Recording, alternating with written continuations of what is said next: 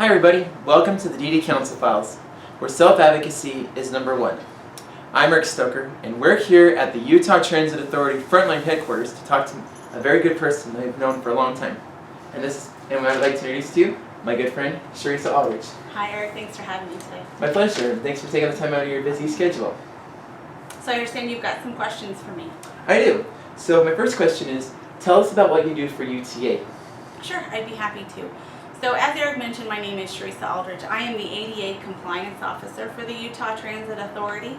I am the only ADA Compliance Officer here at UTA. I'm a member of the Civil Rights Department, which is part of the legal department at UTA, so we work separately from our operations groups. I have a broad range of responsibilities. I'm really responsible for all of the ADA compliance activities here at UTA. That range from ensuring that our transportation facilities are ADA compliant and accessible, to providing ADA and disability sensitivity training for all of our operators and business units, to reviewing requests for service modifications or reasonable accommodations, to the part that I know you from primarily here at UTA, which is providing staff support for the Committee on Accessible Transportation. That's really cool.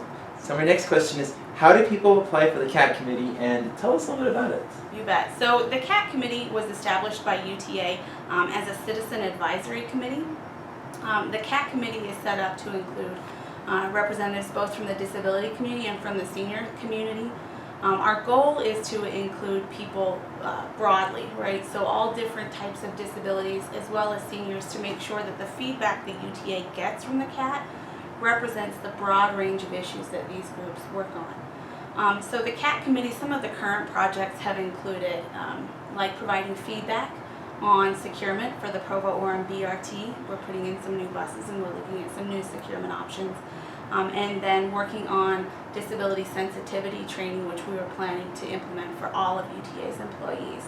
So the CAT works on a broad range of issues and really provides advice to UTA staff about how we can make our systems not only compliant with the ADA, because we have to, but to make it work for citizens with disabilities as well as those in the senior citizen community.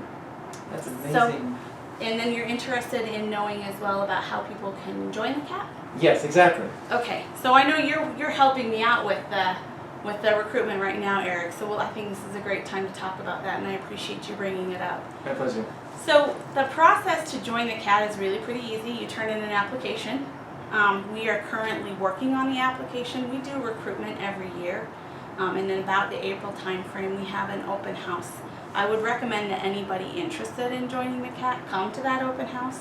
We're still working on the date. We're going to finalize that, I think, today, and then we'll put some marketing materials together and put that on our website and out on the buses, as well as information about how to get the application. Applications will be due by April 28th, 5 o'clock on April 28th, 2017, and people turn those in to me. Awesome. So my next question is, how do people become eligible for paratransit? So that's a really important question. We get a lot of questions about that at UTA. We provide paratransit services as is required by the Americans with Disabilities Act, and eligibility is a function of functional ability.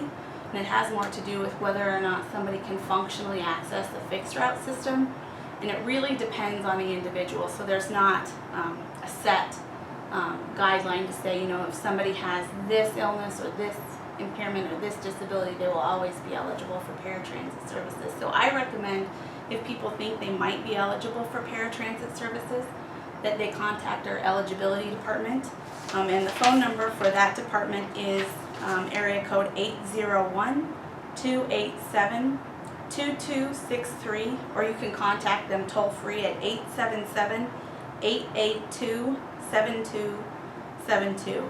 And also, people can get a lot of information on our website, www.rideuta.com. We've got an eligibility brochure there. That is awesome. So what do you want people, my last question is, what do you want people to know about UTA? So, as the ADA compliance officer, I think the most important message that I could give to those watching this video is that UTA is committed to meeting our requirements under the Americans with Disabilities Act. And more broadly than that, the Civil Rights Department, of which I am a member, is really interested in this idea of inclusion, right? The idea that people can ride the bus, can ride the train when they need to. And so the message that I would send is that we are very interested in making our services accessible to all of our customers, including those with disabilities. That is awesome. Cherissa, I really appreciate you coming out to be interviewed today. Thank you, Eric. I appreciate your time. My pleasure. And thank you for watching, viewers. And we hope you guys have a great afternoon and a safe one. Thanks for watching.